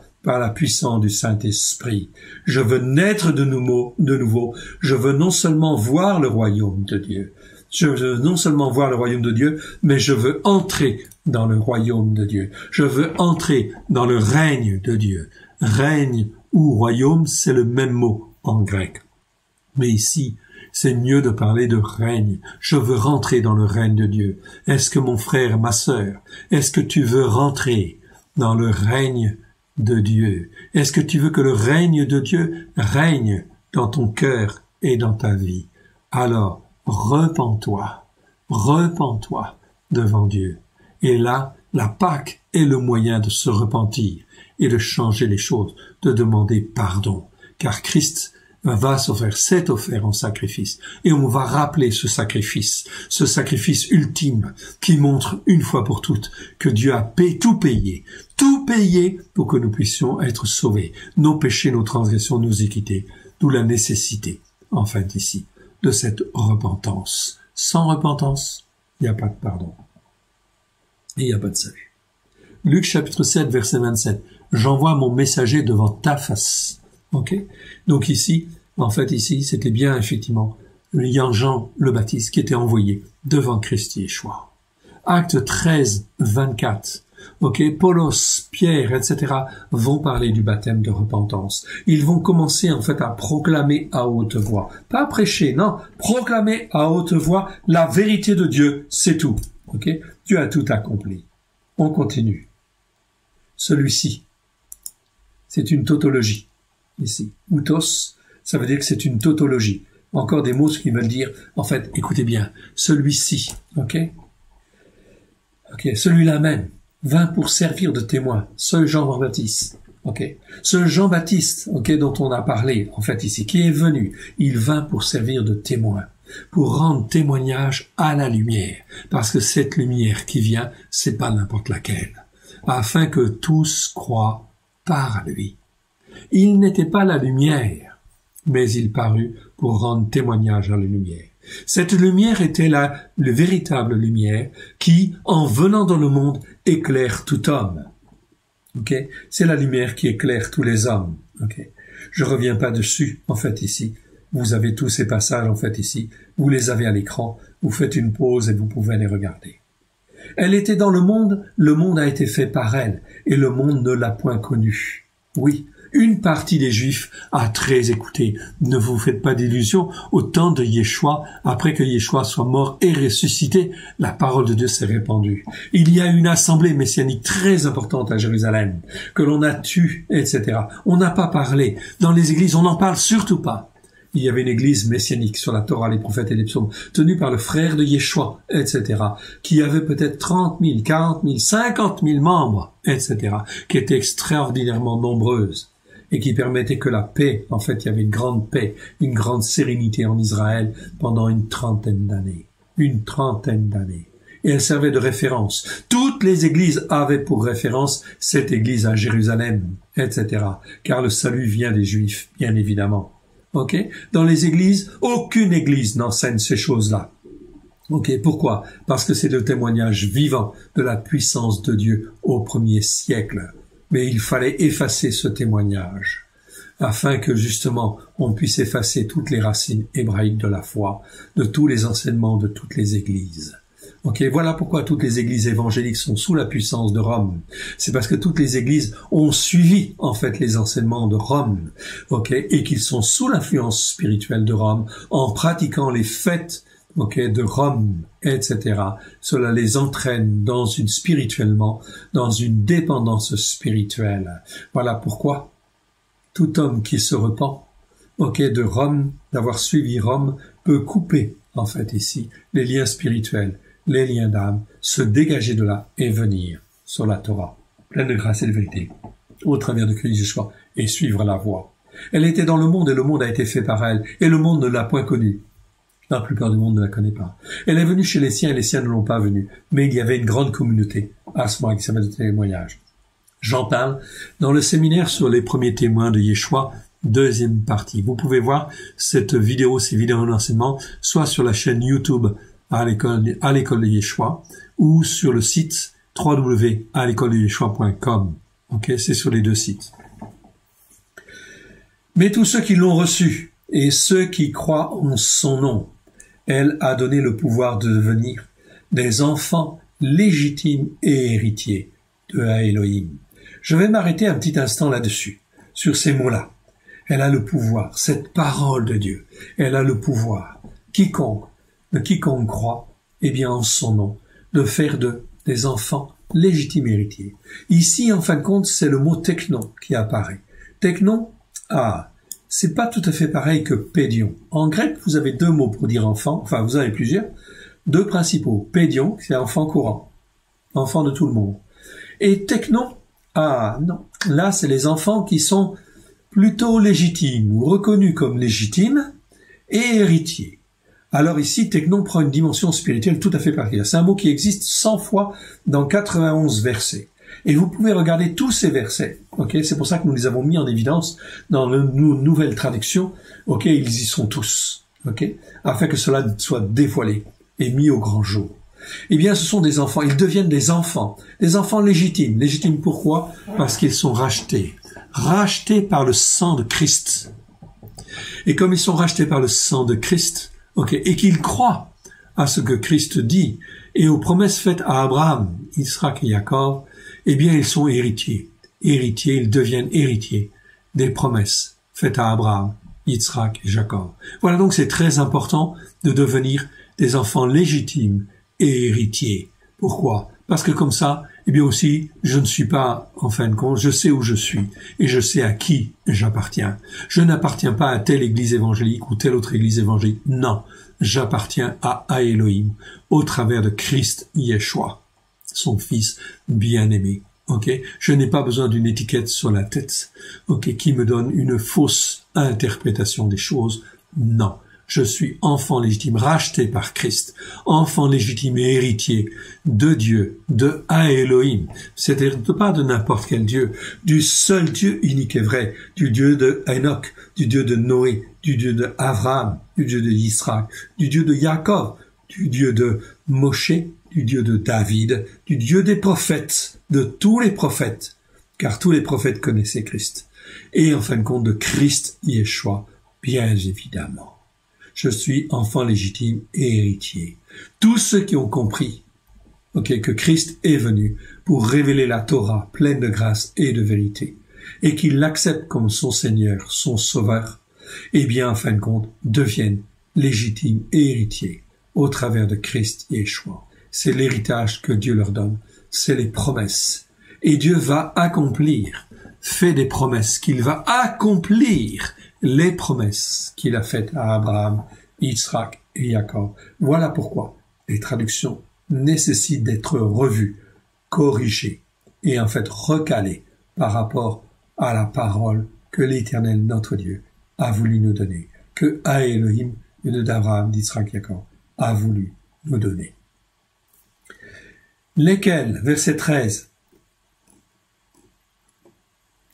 Donc ces enfants légitimes et héritiers, lesquels sont nés non du sang, ni de la volonté de la chair, ni de la volonté de l'homme, mais de Dieu. On aurait pu dire en fait aussi de Elohim. C'est la puissance de Dieu, c'est la volonté de Elohim en fait ici. On aurait dû mettre en fait ici Elohim, c'est pas n'importe quel Dieu. Faites attention au mot Dieu parce que le mot Dieu, il peut être utilisé à n'importe quoi, n'importe quelle sauce. C'est pour ça que le mot Dieu, il faut faire un petit peu attention. C'est pour ça que je préfère utiliser les termes hébreux. Le terme hébreu pour dire Elohim, c'est Dieu, mais je préfère dire Elohim, ou Elohim, ça veut dire le seul Dieu unique et vrai. Quand on dit Elohim, on sait de qui on parle, on sait à qui on s'attache, à celui qui a donné la Torah, les prophètes, les psaumes. Verset 14. Et la parole a été faite chair, et elle a tabernaclé. Elle a été faite chair, et elle a tabernaclé parmi nous, pleine de grâce et de vérité. Pleine de grâce et de vérité. Et nous avons contemplé sa gloire, une gloire comme la gloire du Fils unique, venu du Père. Ça c'est très important. Ainsi se réalise la promesse faite par Dieu au travers des prophètes. Dans Matthieu chapitre 1, verset en fin de compte 23, on nous parle en fait d'Immanuel. En hébreu, c'est Immanuel. Immanuel et non pas Emmanuel. Emmanuel est une déformation de l'Église, de la théologie du remplacement, où on donne le prénom de Emmanuel. Et on ne fait pas forcément le rapprochement. On te dit Dieu avec nous quand même. C'est bien. On a regardé un tout petit peu de racines hébraïques, juste pour dire qu'on avait un peu de culture, mais surtout sans aller trop loin. Ici, c'est le mot Immanuel. Immanuel, ça veut bien dire Immanu, parmi nous. Elle, ça veut dire Dieu. C'est la puissance de Dieu. Elle, c'est la puissance de Dieu. C'est Dieu, c'est traduit par Dieu. C'est un autre mot hébreu pour dire Dieu, mais c'est la puissance de Dieu. Comme dans El Shaddai ou El Gibor, etc. C'est la toute-puissance de Dieu. Et ici, on est en train de te dire, avec le mot Immanuel, c'est la toute-puissance de Dieu dans ton cœur et dans ta vie, quand tu acceptes Yeshua comme Seigneur, Sauveur et Maître. C'est la voie à suivre et c'est la toute-puissance de Dieu qui est là pour guérir, pour délivrer, qui fait que tu peux marcher, en fin de compte, même dans la peste, que la peste ne te touchera même pas. C'est écrit dans le psaume 91, que 1000 tombent à ton côté, 10 000 à ta droite, tu ne seras pas atteint. le Seigneur nous garde. On est dans les choix, en fait, qui sont des choix maintenant, en fait, inéluctables. Ok? Il n'y aura plus 2000 ans, en fait, de temps, en fait, de repentance, encore. Nous sommes à la fin. Ok? C'est bientôt le règne de Dieu. Je vous rappelle que Dieu a créé le ciel et la terre en 6 jours, ok? Et qu'il s'est, en fait, reposé le 7e jour. Ok? Et que la Bible dit aussi qu'un jour est comme 1000 ans. Ok? Regardez. De Adam jusqu'à Abraham, il y a 2000 ans, 2 jours. De Abraham à Yeshua, il y a 2000 ans, 2 jours. De Yeshua à nous, il y a 2 jours, 2000 ans. Cela fait 6 jours. Cela veut dire que le 7e jour de l'Éternel approche. Ce 7e jour, c'est quoi? C'est en fait les 1000 ans qui viennent, les 1000 ans du règne messianique qui viennent sur la terre, du règne de Dieu qui vient sur la terre au travers de Christ Yeshua. On a fini de jouer. Le temps des nations se termine, mes frères et sœurs. Ok? Bientôt, c'est l'Antéchrist. Ça va se terminer par la venue de l'Antichrist. L'Antichrist, qui, je vous le rappelle, est appelé dans Thessaloniciens Anomos, le sans Torah. Beaucoup de gens vont refuser la Torah, les prophètes et les psaumes. Oui. Alors, puisqu'ils ont refusé, ils auront le sans Torah. Et le sans Torah va dominer sur eux, sur le monde entier. Un royaume mondial va se créer. Des crises vont venir, absolument terribles, financières, ok, des troubles, des guerres, à droite et à gauche, ok, des pestes, oui, à droite et à gauche, oui, des pestes partout dans le monde, comme il y en a aujourd'hui, c'est pas la dernière, ok, jusqu'à ce qu'un royaume mondial se forme, un royaume mondial avec 10 royaumes, 10 cornes, nous dit Daniel, ok, et nous dit l'Apocalypse chapitre 13, verset 1 à 3, ok, et à 2, pardon. Eh bien, on nous parle d'un royaume mondial qui est en train de se constituer. 10 cornes, 10 rois vont s'associer, 10 chefs de nations vont s'associer. Et quand, en fait, cela sera s'associer, pourquoi? Parce qu'il y a tellement de problèmes, tellement de ceci, tellement de cela, qu'il faut créer un gouvernement mondial. C'est Dieu qui agit et qui permet la création de ce gouvernement mondial. Et que, en fin de compte, à un moment donné, parmi, en fin de compte, ces 10 rois, ok, ou 10 chefs, eh bien, il y en a 3 qui vont tomber. Et à ce moment-là, quand ces 3 vont tomber, on sait qui c'est. Et en fait, ces 3-là, quand ils vont tomber, à ce moment-là, c'est l'Antichrist qui domine, qui prend le pouvoir du royaume mondial, c'est l'Antichrist. Et il va dominer pendant 7 ans sur le monde entier. C'est l'Antichrist, celui qui est appelé l'impie, l'Anomos, le sans Torah, etc. Cela fait partie des jugements de Dieu. Mais encore, tous ceux qui n'auront pas été enlevés, qui resteront sur la terre, ils auront encore une possibilité de salut, mais ce sera au travers de la grande tribulation, qui aura lieu pendant ces 7 ans. La grande tribulation ne va pas durer 7 ans, mais 3 ans et demi. Ces gens-là, s'ils ne renient pas le Père, le Fils et le Saint-Esprit, ils pourront être sauvés, mais dans le feu. Alors, si vous pouvez éviter de passer par cette période, mes frères et sœurs, les Écritures sont très claires. Il n'y a pas 36 solutions et il n'y a pas 36 voies. Repentez-vous, car le règne de Dieu est proche, est très proche.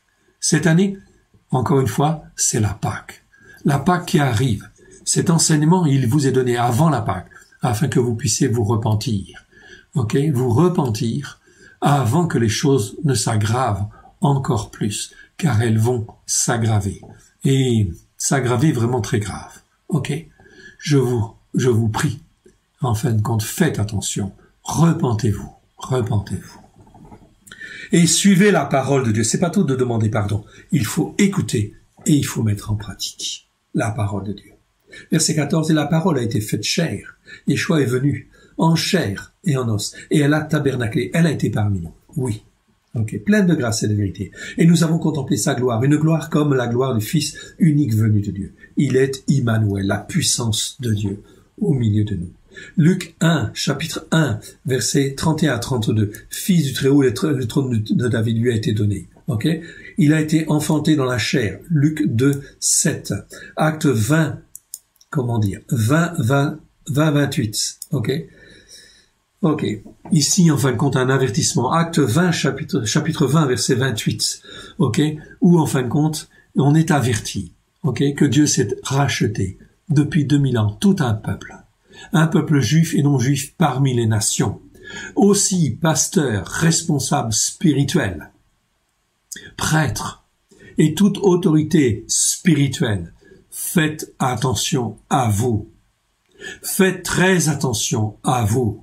Ceci est un avertissement, oui bien sûr, car Dieu s'est acquis, au prix du sang de son Fils bien-aimé, tout un certain nombre de brebis. Et comment vous êtes-vous occupé de ces brebis? Les avez-vous soignées comme il convient? Les avez-vous pensées? Vous en êtes-vous occupé comme des bergers, comme des bons bergers? Ok, je ne suis pas là pour vous juger, mais en fin de compte, il est extrêmement important, en fait, de se remettre en question, parce que je suis convaincu, cela fait 30 ans que j'ai donné mon cœur et ma vie à Yeshua, et cela fait plus de 20 ans que je fais des séminaires, et je constate que la plupart des pasteurs n'enseignent pas sur les racines hébraïques de la foi. Comment vous êtes-vous occupé des brebis? Les avez-vous enseignées comme l'Éternel a voulu qu'elles soient enseignées? Posez-vous les bonnes questions. Faites attention, car Dieu s'est acquis des brebis, tout un troupeau, au prix du sang de son Fils bien-aimé. Galates 4, versets 4 à 7, nous dit très bien que les temps sont accomplis. Les temps sont accomplis, mais quand ça, en fait, Paulos le disait, c'était il y a 2000 ans. C'est déjà accompli. C'est déjà, en fait, tout est accompli, en fait, à la croix, pour que cela se réalise, pour que le règne de Dieu, pas le royaume qui va venir peut-être un jour, etc., on ne sait pas trop comment, non, pour que le règne de Dieu puisse être dans les cœurs et dans les vies, dès lors que l'on croit, que l'on marche par la foi. 1 Timothée 3,16, ok? Tout cela a été manifesté. Christ a été manifesté en chair, ok? Le Christ de Dieu, qui existait bien avant. Okay. Le Christ de Dieu, en fait, Moshe et les enfants d'Israël le connaissaient très bien. Lorsqu'ils sont sortis de l'Égypte, ils marchaient, en fin de compte, à un rocher qui les suivait, et ce rocher était Christ. Et ils sont tous morts dans le désert, sauf quelques-uns. Josué, Caleb, ok. Moshe et Aaron, Dieu les a fait mourir avant qu'ils rentrent, ok. Mais tous les autres sont morts dans le désert. Toute la génération qui est sortie d'Égypte, pourtant qui était appelée, qui marchait à un rocher qui les suivait, était Christ.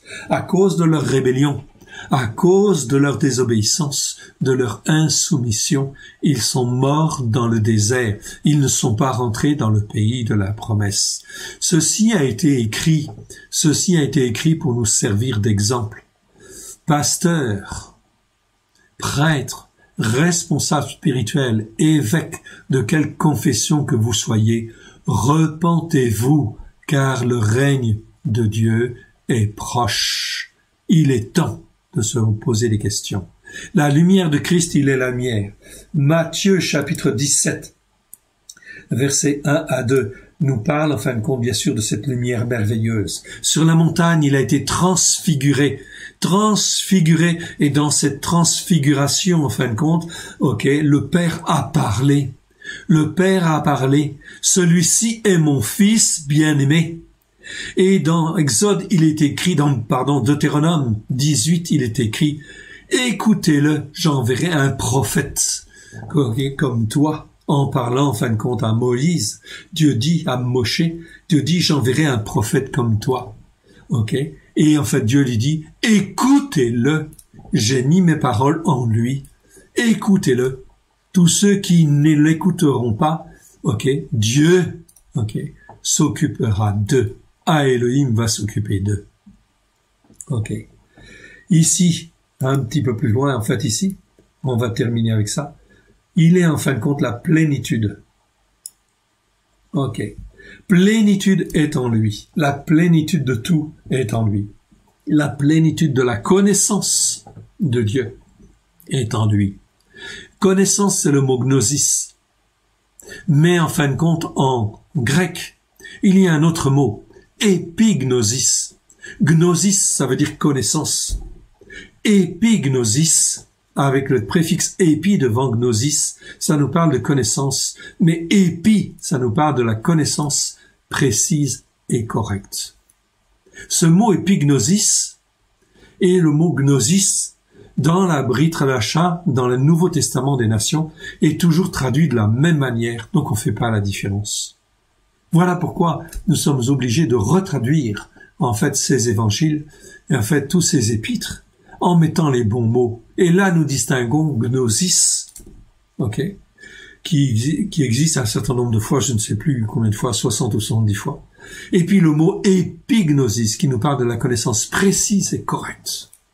Ce mot-là, il existe 20 fois dans 20 versets. Nous les avons retrouvés et nous vous les avons mis, nous vous les avons indiqués. Je vous recommande donc ces évangiles. Vous les trouverez sur notre site www.alecoledeyeshua.com.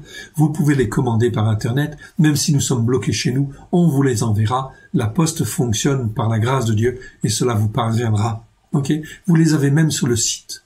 En fait, à l'école de Yeshua, ils sont en lecture libre, en fait aussi, pour ceux qui le veulent. Vous pouvez les télécharger aussi dans des versions électroniques si vous le voulez. Alors je reviens à ces traductions. C'est très important, nous recalons les choses, car les temps vont être très durs et les jugements de Dieu, les jugements de condamnation vont venir, vont venir à celui qui persévère dans l'erreur, effectivement. Et là, en fin de compte, c'est très important, ce mot épignosis, donc 20 fois, nous les avons retraduits et nous avons précisé, en fin de compte, dans chacun des versets où ce mot épignosis existe, nous avons bien dit, cela, c'est pas de n'importe quelle connaissance, c'est la connaissance précise et correcte de Dieu, de Elohim, la connaissance précise et correcte de Christ Yeshua, notre Seigneur, notre Sauveur et notre Maître. Tous ces mots-là, nous les avons recalés, bien évidemment. Afin que vous puissiez avoir la bonne nouvelle telle que Dieu l'a voulu l'annoncer. Colossiens 1:19, tout est en lui. Colossiens 2, versets 1 à 9. Il est dit, prenez garde à la tromperie. Lisez ce passage. Je ne vais pas le lire là parce que j'ai déjà en fait parlé un certain temps déjà. Donc Colossiens 2, versets 1 à 9. Prenez garde à la tromperie. Car en lui, en Christ Yeshua, le Christ juif, le Christ hébreu, celui qui est sur la Torah, les prophètes et les psaumes, le nazoréen, le consacré consacrant, celui qui est ancré dans la Torah, les prophètes et les psaumes, celui qui a la Torah, en fait, dans son cœur, avec grâce et vérité, la plénitude de la grâce et de la vérité sont en lui, parce qu'Elohim a voulu qu'elle réside en lui. C'est lui qu'il faut écouter, c'est lui qu'il faut suivre, à la gloire de Dieu, afin qu'il nous façonne, nous transforme et fasse de nous un peuple pour Dieu. Sur la Torah, les prophètes et les psaumes. Rien ne résistera, mes frères et sœurs. Aucune église, aucune montagne, aucune colline élevée par les hommes ne va en fait subsister dans la tempête qui va venir, dans les tremblements qui vont venir.